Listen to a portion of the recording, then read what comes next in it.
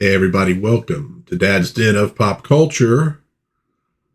In 1977, TV show premiered in the UK that I think is one of the best action shows that I've ever watched. Now, just about maybe 2 or 3 weeks ago, I finished watching the series for the first time, and it really blew me away. It was kind of like I watch things once a week. I try to get into that old sort of habit of once a week, airings of TV shows. And I was watching this one on Fridays, and I'm telling you what, yeah, thank God it's Friday, but I was genuinely happy that it was going to be my night to watch The Professionals. Great show. 57 episodes, filmed between 77 and 81. The series ran to 83, and it's all about an organization called CI5, Criminal Intelligence 5, patterned off of MI5. And it's a great concept because it sort of allows them to tackle all sorts of different sorts of crimes and bad guys, from, your traditional, crooks to terrorists. They could deal with all sorts of, international intrigue, etc. So a great show that I wanted to show off to all those folks out there who maybe have never seen it, never heard of it. Obviously, big show in the UK, but probably not very well known in the United States. I'd certainly had never heard of it until it happened to pop up on Tubi. And I'll tell you what, I'm probably going to make some time here before too long to watch the whole series again. I enjoyed it that much. So I thought, let's take a look at some stills from the first episode, sort of roll through the overall plot, chat a little bit about the series. There are going to be spoilers in this one, but hey, you'll have 56 other episodes that I'm not going to spoil. And so let's go ahead and get started with The Professionals. So we open on this guy lying in bed, just recently awoke, and he's reading a book, and his alarm goes off, and kind of sits there ignoring it for just a moment. And then he springs up. He's in sort of this little, kind of dingy, a little messy room. And so he starts assembling all these different items in a knapsack. And we next see him outdoors. You see he's got a rifle on his back. He's setting up it looks kind of like a timer of some kind. So we don't exactly know what he's doing right off. We get this nice long shot. And one of the things I really like about The Professionals is a lot of filming outdoors, a lot of filming in real places rather than on sets, or at least it certainly looks like real places. So you get a sense of 70s, early 80s Britain, which I always like. Obviously, I wasn't raised there or anything, but I do like to see that time period. And so he takes aim at that device, and he shoots, and he hits it, and nothing initially seems to happen.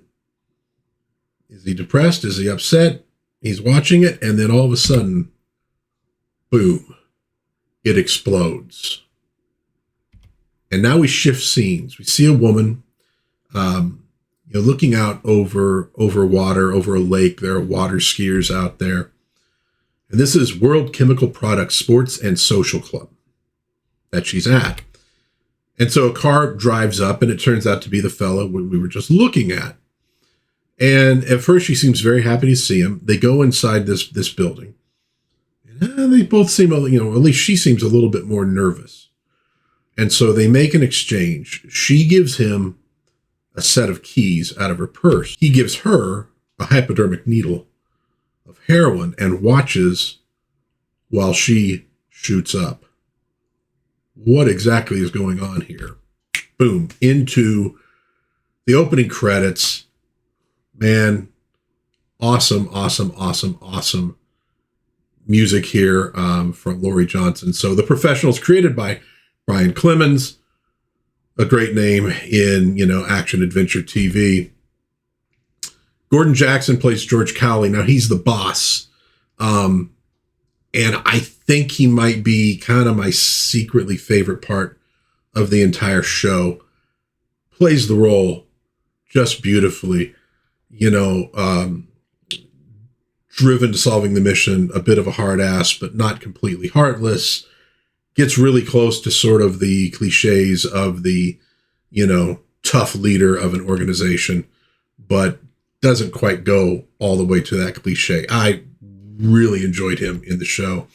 Martin Shaw plays Ray Doyle, ex-cop, now with CI5.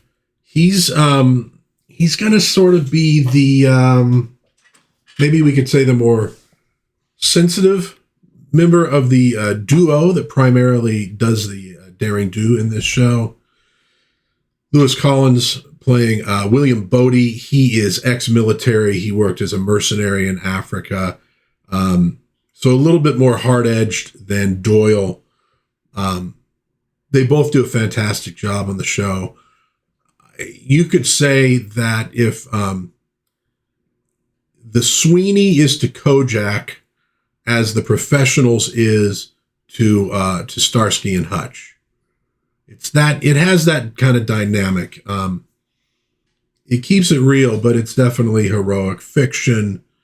The good guys going after the bad guys. You get the idea. And so over the course of the music playing and the credits, these two are going through this obstacle course timed by Cowley. Executive producers of the series, Brian Clemens, I already mentioned, Albert Finnell as well.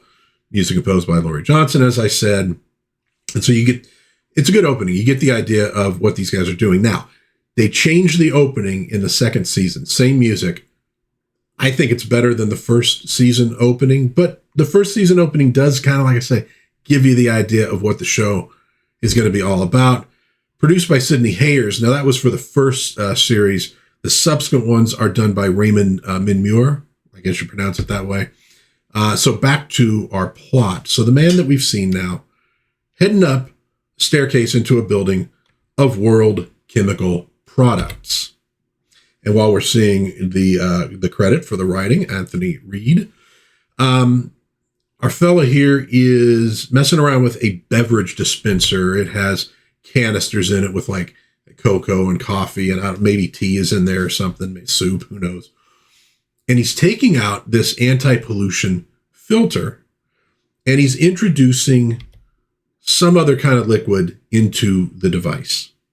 And that being done, he leaves. So this is clearly an elaborate scheme that he has hatched, maybe in revenge, we don't know yet, against World Chemical Products. So we next see a woman and a man at the beverage dispenser. She's getting coffee for her boss. And we see that these folks are all waiting for him to show up to this meeting. And one thing I've learned about British TV from this period, if the guys are wearing suits, they're usually at least low-grade buttholes. I guess it's sort of the class system and resentment in action. So they're waiting on Miller to show up. And when he finally does, he looks like really kind of screwed up. So obviously whatever was put into the liquid there is messing with him. And so he's kind of babbling, and, you see that's his like view of his boss. And they're kind of like, they are genuinely worried about him. Like, are you okay? What's wrong? And so he's saying weird things, and he walks over to the window and he jumps out. So, wow. So the stakes are already set. We have one man dead already from whatever this plot is. And keep in mind, this part of the plot, there's no rifle, there's no bomb, there's no timer. So there's more to come. So now we're going to meet our two heroes for this series, Doyle and Bodie. They're out target shooting. And so right off the bat, we get a little taste of their personalities. There's camaraderie, but there's also competition between the two of them. Now, these two actors had been in an episode of The New Avengers, playing a pair of villains, and it was their performance in that made Clemens want to hire them for The Professionals, because the two actors didn't really get along that well on the set of The New Avengers, and he kind of wanted that edge to what he was working on. And of course, the two of them end up becoming pretty good friends as they film the series. So the edge was lost, but the two of them do have really good chemistry in the show. So Callie shows up barking an order, get over to World Chemical Products.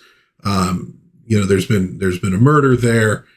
And now we can see the smartass side of these two. And they're like, what does that have to do with us? It's like a normal crime. Well, half the people there have been drugged, and that's a facility with Class X, I think it was Class X, security clearance, which makes it CI5 business. And so they take off, arrive, obviously, in a sports car. Come on, this is an action show.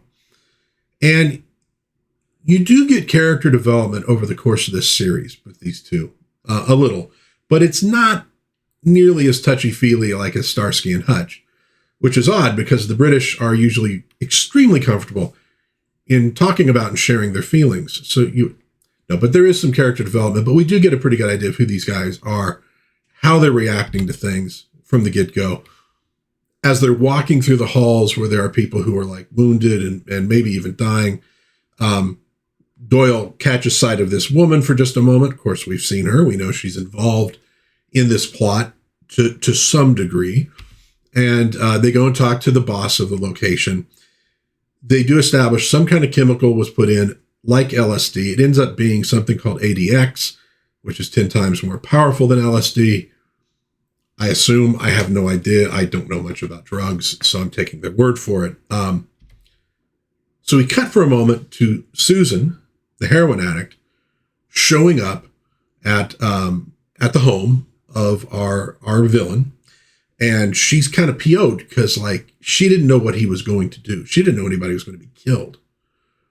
And then wisely she says, I'm going to tell. Well, he doesn't take that very well. Threatens to cut off her drug supply if she does. So back to World Chemical Products. Doyle and Bodie have figured out what's gone down. It was introduced into this dispenser, and the canteen manageress, I guess it would be, Susan is the person who would have the keys to this device. So now they know who they need to find. Now, our villain, knowing that Susan is potentially a liability here, calls her normal drug supplier and says, you need to deliver a dosage to her that essentially is going to be fatal. Now, he's like, I don't want to get involved with murder. I mean, he's a drug dealer, but he has standards. And Nesbitt, so now we know the bad guy's name, Nesbitt says, listen, if you don't do as I say, I'm going to cut off your supply, because it's Nesbitt who cooks the drugs for this dude. So he, okay, fine, I'll go and do it. So by the time that Doyle and Bodie get to Susan's apartment, the drug dealer's been and gone, and she is pretty out of it. And of course, Doyle, being an ex-cop, has a pretty good idea of why. And we get the 70s standard of the cop testing the powder on his tongue, which I don't know that any cop ever actually did, although maybe some of them did. And we also get another great trope that, so he knows, okay, there's a local dealer in this area. I need to figure out who he is. So he goes to a bar to sort of roust this guy that should be able to lead him to it. Goes in, obviously nobody's happy to see him, but he's kind of like, intimidates everybody, and finds this guy who he's looking for, takes him into the back room. You can see he's got the knife. Nobody needs to mess with me. You get the idea. Well, they get in there, and it turns out this guy's an undercover cop that Doyle knows. And so he's questioning, where do you find this guy, yada, yada, yada. And in the meantime, they're tearing the back room up to make it seem like, there's a huge fight going on, police brutality, the typical kind of thing at a period. And he even ends up with a punch, so this guy's cover isn't blown. That's kind of what they're going for here.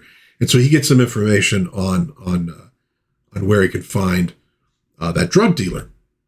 Back at the hospital where Susan is, she's unconscious, kind of in a coma. They don't know that she's going to ever come out of it. And so they're actually both showing concern. Bodie's going to stay there just in case. Callie has an idea. Well, Callie's been made aware that there's a threat that's been delivered. Stop production of all chemicals for biological warfare. Destroy all stocks, or there are going to be more of these attacks. And Callie thinks, well, we've already introduced a drug into a water supply. Maybe they're going to do it on a grandiose scale. So he's going to go start checking, or at least through his agents, checking reservoirs. Which is very canny, because that is exactly what Nesbitt's doing. Now, what he does is he puts this liquid into this drum, floating in that reservoir at that sporting club.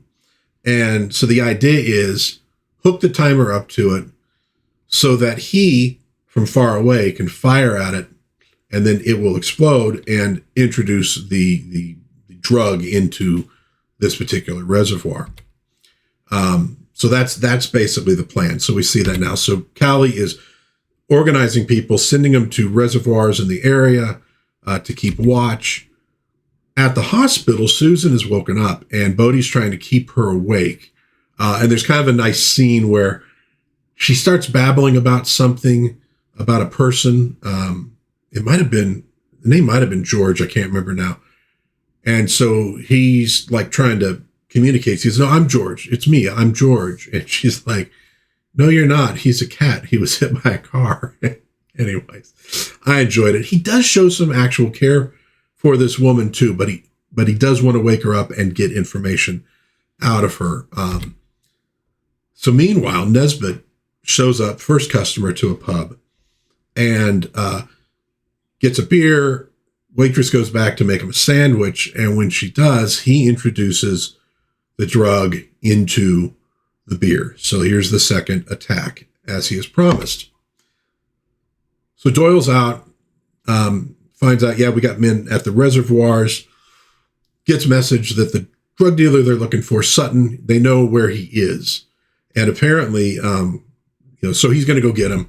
And so at the pub, the drug is kicked in. We have these hallucinating patrons who are walking out, getting in cars. There's already been a fatality. So again, the stakes are high in these episodes. They are. They can be very violent, which was honestly pretty awesome, but they do keep the stakes high. And so here's Sutton. He's at a striptease, delivering flowers and drugs to Mr. Grace's secretary. Penny Irving, I think, was her name, if I remember correctly. So Doyle and that undercover cop grab Sutton, and he's kind of like, whatever, the police have me, I don't really care. And then he finds out they're not the police, they're CI5. And CI5 does not have to obey the same rules, the same laws as the police do. So he's dragging him back to headquarters to be interrogated. The prime minister's going nuts on Callie. You've got to solve this. You've got to solve it really quick. And so they get him in the interrogation room, and this guy's he's not cracking at all. You guys don't scare me, yada, yada, yada. He talks about other things that's happened to him. And we get a nice scene here, a couple, where Doyle's like, it looks like he's got you over a barrel. And Callie's like, nobody has ever had me over a barrel. He goes, have you ever known a dealer who's also a user? Go get me a hypodermic filled with heroin. Meanwhile, Bodhi's still trying to get something out of Susan, who is really struggling. So Callie comes in. Great speech. What was the line? The British are nothing if not adaptable. We learn barbarism very quickly. In other words, I'm going to do to you what you've done to all these people that you sell this drug to. And we got very pure heroin. He goes, I'm going to make you an addict. And at this guy freaks out. He does not want that injected into his veins. And Callie's like, I need a name. Great performance by Jackson here. It's one of the things that got me to like this character right off the bat. Just hard as nails, but like in a very real way. And so Sutton yells out Nesbitt. He yells out the name. And we also see that Bodhi has gotten the same information from Susan. So now Bodhi and Doyle have worked separately. Now they're going to come back together. So Doyle and Callie head off for Nesbitt's house, and he's there calmly prepping his rifle for the main plan. Along the way, they hook up with Bodie. He follows them in, and so as they're going into where this house is, it's kind of in a rural area. Nesbitt sees them, but they don't see him, and so they're going to the door, knocking on it, and he starts opening fire on them, and he punctures the tires on their cars, and then makes an escape in this hail of gunfire. So yeah, you get a lot of gunplay. Again, this is not the British police who are not carrying guns. This is CI5. They do carry guns. You get just as much gunfire in this show as you would in any American, action show. And so Callie is calling out an APB for the car. They got to track this guy down. So Nesbitt arrives at that reservoir. It's about an hour before his deadline. And they're searching the house. They don't really find anything. So they say, let's go back to Susan, because they do find a clue here. And maybe she knows the reservoir, has some idea. Maybe she has a lead for us. So he's in the woods looking over this reservoir, and he sees the guy that's been left to guard it. So he's kind of pinned down at the moment. CI5, in the meantime, finds out about this, reservoir at that social club. Makes perfect sense. So they head off there on the hopes that this is right. And they get there, and the guy guarding it's like, I haven't seen anybody. So Callie's pretty sure, I think we got this one wrong. And so he's, giving everybody the alert. And in the meantime, Nesbitt has accidentally stepped on his transistor radio that he was monitoring whether the prime minister had given into his demand. So he's like, I've got to do something. I got to make a decision here. He's getting a little bit antsy. Doyle and Bodie are like, Callie's like, this isn't the right place. We got to go. And they're like, just give us another minute. They finally take off. We're going to go search really quick. And Callie's yelling at him. And at this point, he loses his cool. Nesbitt loses his cool, starts shooting at them. They hit the ground. And as he runs off into the forest, they head off hunting him. And so Bodie ends up finding him. He pops a shot off at Bodie, I guess figuring, well, what does he have to lose at this point? But thankfully, Doyle is nearby, shoots, hits Nesbitt in the shoulder. So now he's wounded. They got a hold of him. And I'll tell you what, the action scenes in The Professionals, they really flow. They really work. They never feel like massively staged. Again, it's not like a hail of guns. It's like it makes sense when action shows up in the show. Really like that about it. So they drag him back and they figure out he was not shooting at them. And they gradually put it together. He was shooting at this water ski ramp. That's what those drums are attached to, out on the lake. And so Bodie and Doyle grab Nesbitt, throw him in a boat, and head out there. And now this is something that kind of, I think, changes over the course of the series. Because, of course, the first episode, things don't always gel 100%. Callie's yelling at him to get back. Don't go out there. It might go off. I think in later ones, Callie would probably be the one saying, what are you waiting for? Get in the boat and get out there. But so here, he's a little more protective of them, perhaps, than he would have been in later episodes. So they get out there. They dive in. They can't see anything, but they could feel something. They start messing around with it. And at this point, Nesbitt starts going, no, don't do that, because he doesn't want to die in the explosion. So he's now guiding them on how to disarm this thing. And gets really tense, and we get shots, of each of them. And then Bodie comes up with the little trigger device. The day is saved. And Callie looks on with pride. But of course, once they get back, they're soaking wet. Offers them a flask of scotch, of course, because Callie is very Scottish, wonderfully, beautifully Scottish, and immediately starts chewing them out about disobeying orders. Now, obviously, he knows that if they hadn't, this could have ended much more badly. But at the same time, the hotshots do need a little bit of discipline. Well done. And the two of them are kind of like going, what the hell? they got to know who's in charge. So there we go. Watch the series. It is fantastic. If you love action, you love shows, well, Starsky and Hutch, but like even stuff like 24 or what have you, it's in that vein. Great show, great chemistry by all the leads. Well written, obviously varying quality of episodes, but I don't remember any of them that I was bored with or really didn't like. They're all solid episodes. 57 episodes, all solid, is a pretty good record. So, what do you think out there? Is this a show you're aware of? If so, let me know in the comments what you think of it. If it's new to you and you have any questions, throw them in the comments and I'll do my best to answer them, especially without spoilers. If you enjoyed this video, please give it a like, subscribe, share, the whole rigmarole. Until next time, God bless everybody. Please be kind to one another. Have a little bit of fun out there. Watch The Professionals. You can find it, like I said, on Tubi. And I will hopefully see you again soon in Dad's Den of Pop Culture. That's me looking at the little button for stop recording. I'll see you hopefully next time. Bye-bye.